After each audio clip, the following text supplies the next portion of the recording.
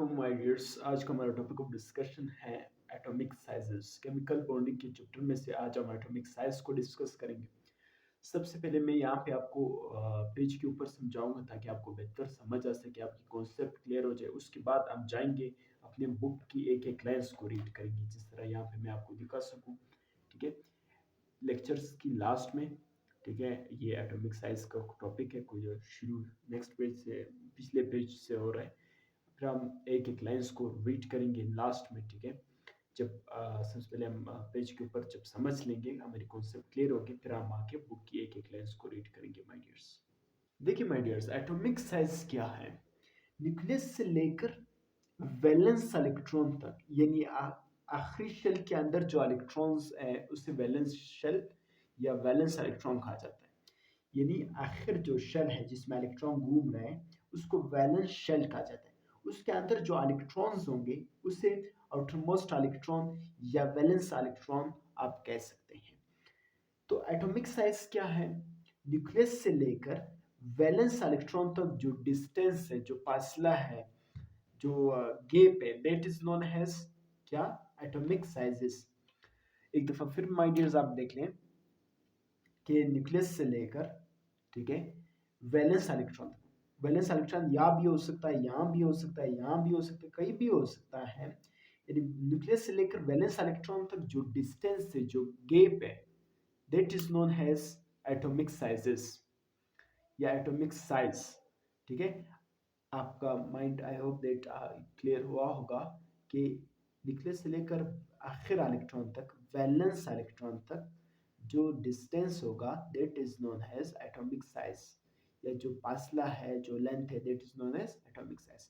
लेकिन my dears, atomic size के trends को हम बाद में डिस्कस करेंगे।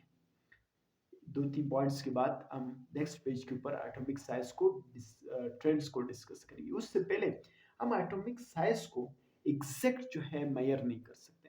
यानी मैं ये नहीं मेजर कर सकता हूँ कि ये 20 पिकोमीटर है, 30 पिकोमीटर है, या ये डिस्टेंस कितना है, मैं एग्जैक्ट मेजर नहीं कर सकता हूँ।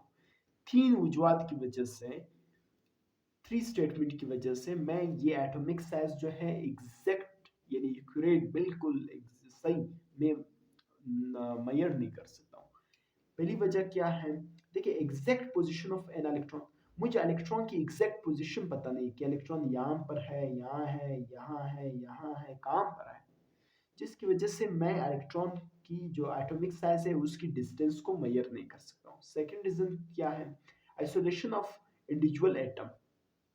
आइसोलेशन ऑफ इंडिविजुअल एटम क्या मतलब माय डियर्स, मतलब ये है माय डियर्स कि एटॉमिक साइज अगर मैं किसी भी एटम का लूंगा तो वो मुझे अलग थलग इंडिविजुअल या आइसोलेट में नहीं कर सकता हूँ, वो आपको मॉलिक्यूल्स की फॉर्म में, कंपाउंड की फॉर्म में नजर आएगा। यानी अगर आपने एटॉमिक साइज एग्जैक्ट मेजर करना है, सबसे पहले आपको उसको आइसोलेट करना होगा, यानी अलग थलग करना होगा एटम की शक्ल में। तो ये इट्स इम्पॉसिबल। ठीक है, एटम खुद इतना छोटा है जिसकी वजह से मैं उसकी एटॉमिक साइज को एग्जैक्ट मेजर नहीं कर सकता हूँ। पहली वजह क्या है कि इलेक्ट्रॉन की एग्जैक्ट पोजीशन मुझे पता नहीं है।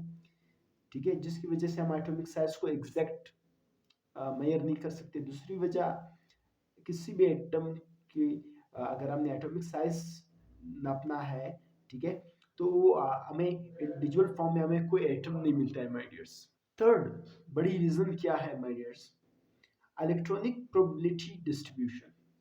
क्या मतलब माय डियर्स कि अगर मैं क्लोरीन को एज एग्जांपल लूंगा, अगर क्लोरीन जो है हाइड्रोजन के साथ बॉन्डेड है तो इलेक्ट्रॉनिक की जो इलेक्ट्रॉन की डिस्ट्रीब्यूशन है वो कुछ और होगी। लेकिन अगर इसी क्लोरीन को मैं क्लोरीन के साथ बॉन्डेड होगा तो जो इलेक्ट्रॉन की डिस्ट्रीब्यूशन है वो कुछ और होगा। अगर क्लोरीन का कार्बन के साथ है तो इलेक्ट्रॉनिक जो डिस्ट्रीब्यूशन है वो कुछ और होगा। तो इससे हम ये समझ आ रहे हैं कि इलेक्ट्रॉनिक डिस्ट्रीब्यूशन डिफर कर रहे हैं। देखो क्लोरीन कार्बन के साथ कुछ और, क्लोरीन क्लोरीन के साथ तो इलेक्ट्रॉनिक की जो डिस्ट्रीब्यूशन है वो कुछ और, इसी तरह क्लोरीन अगर हाइड्रोजन के साथ है तो कुछ और। ठीक है, जिसकी वजह से मैं एटॉमिक साइज एग्जैक्ट मेजर नहीं कर सकता हूँ। तो माय डियर्स, अभी तक हमने ये डिस्कस किया कि एटॉमिक साइज क्या है। न्यूक्लियस से लेकर वैलेंस इलेक्ट्रॉन तक जो डिस्टेंस है, जो गैप है, that is known as atomic size. फिर मैंने आपको कहा कि एटॉमिक साइज को हम तीन वजूहत की वजह से एग्जैक्ट मेजर नहीं कर सकते। पहली वजह क्या, हमें इलेक्ट्रॉन की एग्जैक्ट पोजीशन पता नहीं है।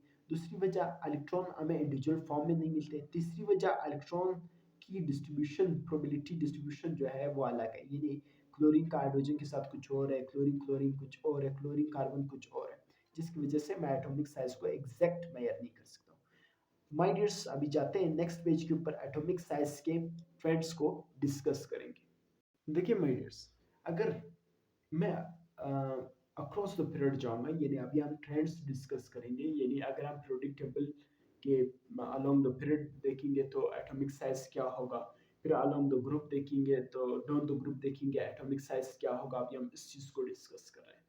तो अगर हम अक्रॉस द पीरियड देखेंगे, जिस तरह अभी मैंने यहाँ पे नीचे एक एग्जांपल लिखी है, सेकंड पीरियड की मैंने पूरा लिखा है ताकि आपको समझा सकूं।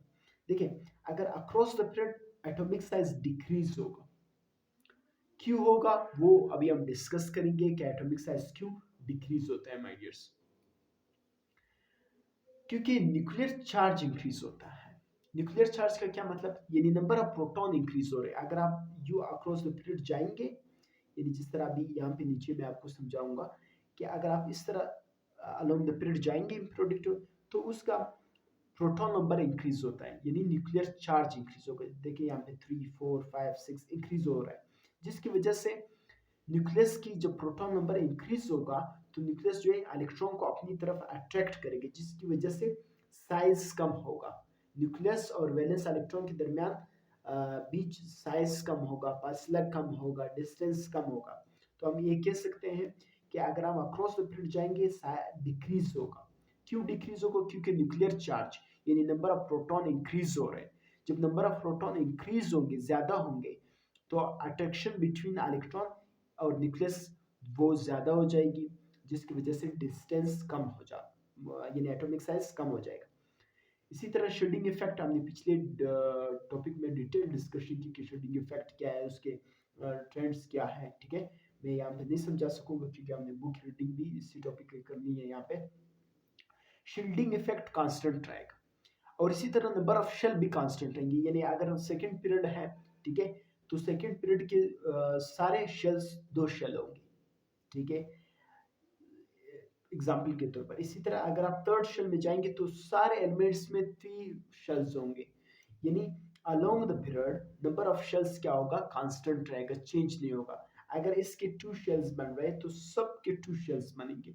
अगर अगले के 3 शेल्स बन रहे तो सारे पीरियड के 3 शेल्स बनेंगे, यानी नंबर ऑफ शेल्स भी कांस्टेंट रहेगा, शील्डिंग इफेक्ट भी कांस्टेंट रहेगा। सिर्फ प्रोटॉन नंबर की वजह से न्यूक्लियर चार्ज बढ़ता है। जब न्यूक्लियर चार्ज बढ़ता है तो न्यूक्लियस जो है इलेक्ट्रॉन को अपनी तरफ अट्रैक्ट करता है, जिसकी वजह से फासला यानी डिस्टेंस कम होता है। तो हम कह सकते हैं कि अक्रॉस द पीरियड जो है एटॉमिक साइज जो है डिक्रीज हो रहा है। Across the period atomic size decrease हो रहा है। क्यों हो रहा है, क्योंकि न्यूक्लियर चार्ज बढ़ रहा है। ठीक है, न्यूक्लियर चार्ज यानी प्रोटॉन नंबर जब बढ़ता है तो वो इलेक्ट्रॉन को अपनी तरफ खींचता है, जिसकी वजह से न्यूक्लियस और वैलेंस इलेक्ट्रॉन यानी आखिर इलेक्ट्रॉन तक जो डिस्टेंस है, जो फासला है, वो कम हो जाता है। इसी तरह शील्डिंग इफेक्ट मैंने कहा कांस्टेंट रहेगा, नंबर ऑफ शेल्स कांस्टेंट रहेंगे। यहाँ पे आप एक दो एग्जांपल देखेंगे, एक दो पीरियड देखेंगे। मैं थोड़ा सा कैमरे को सेट कर लेता हूँ ताकि आपको बेहतर नजर आ सके। तो माय डियर्स, यहाँ पर आप देख सकते हैं मैंने दो सेकेंड पीरियड और थर्ड पीरियड, पी से मुराद मेरी मैंने पूरा स्पेलिंग यहाँ पे नहीं लिखा है, तो मैंने सिर्फ पी लिखा है। ठीक है माय डियर्स, आपको समझ आया होगा, यानी मैं सेकेंड पीरियड की बात कर रहा हूँ। तो यहाँ पर आप देख सकते हैं my dears, lithium, beryllium, boron, carbon, nitrogen and so on. ठीक है, यानी अगर मैं अलोंग द पीरियड जा रहा हूँ तो प्रोटॉन नंबर इंक्रीज हो रहा है, 4 3 4 5 6 7 8 9 10। ठीक है, इंक्रीज हो रहा है, जिसकी वजह से न्यूक्लियस जो है इलेक्ट्रॉन को अपनी तरफ अट्रैक्ट करता है। तो वैलेंस इलेक्ट्रॉन और न्यूक्लियस के दरमियान डिस्टेंस कम हो जाता है। जब डिस्टेंस कम होगा जब डिस्टेंस कम होगा तो एटॉमिक साइज यानी कम होगा। तो हम कह सकते हैं कि across the period atomic size क्या हो रहा है, डिक्रीज हो रहा है। क्यों, क्योंकि नंबर ऑफ प्रोटॉन इंक्रीज हो रहे हैं। तो अलोंग द पीरियड, ठीक है, along the period atomic size decrease, कम हो रहा है, क्योंकि प्रोटॉन नंबर बढ़ रहा है। ऊपर भी मैंने आपको बार बार समझाया है, काफी दफा मैंने रिव्यू करवाया आपको। लेकिन एक्सेप्ट नियॉन, क्योंकि ये तो नोबल गैसेस हैं, ठीक है, इनका एटॉमिक साइज ग्रेटर है देन अदर एलिमेंट्स से, ठीक है। इसी तरह मैं थर्ड पीरियड की बात अगर करूँ, सबसे पहले यहाँ पे देखिए मैंने यहाँ पे डायग्राम की शक्ल से आपको समझाने की कोशिश की है कि एटॉमिक साइज इसका बड़ा है, फिर इसका, फिर इसका, देन सॉन, ठीक है। यानी अगर मैं अलोंग द पीरियड जाऊंगा, जैसे sodium, magnesium, aluminium, silicon, phosphorus, sulphur, ठीक है, और सल्फर के बाद क्या आता है, क्लोरीन, Cl मतलब क्लोरीन। और मैंने नोबल गैसेस की बात ही नहीं की। क्यों यहाँ पे क्या, क्यों ऐसा हो रहा है, क्योंकि यहाँ पे नंबर ऑफ प्रोटॉन इंक्रीज हो रहे हैं। जब नंबर ऑफ प्रोटॉन इंक्रीज होंगे, जब हम यू जाएंगे, नंबर अलोंग द पीरियड जाएंगे, नंबर ऑफ प्रोटॉन इंक्रीज होगा। जब प्रोटॉन नंबर इंक्रीज होगा तो वो इलेक्ट्रॉन को अपनी तरफ अट्रैक्ट करेगा। जब अट्रैक्ट करेंगे तो डिस्टेंस आर डी जाहिर सी बात है कम होगी, ठीक है माय डियर्स। आई होप तो दैट कि अभी तक आपको जो भी मैंने समझाया वो समझ आया होगा।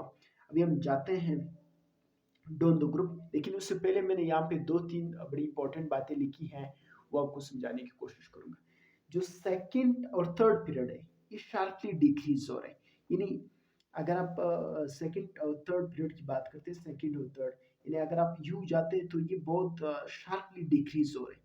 लेकिन ठीक है, लेकिन जो फिर फोर्थ, फिफ्थ, सिक्स, सेवन्थ है ट्रांजिशन एलिमेंट का, वो इतनी जल्दी डिक्रीज नहीं हो रहा है, वो इतनी शार्पली डिक्रीज नहीं हो रहा होता है।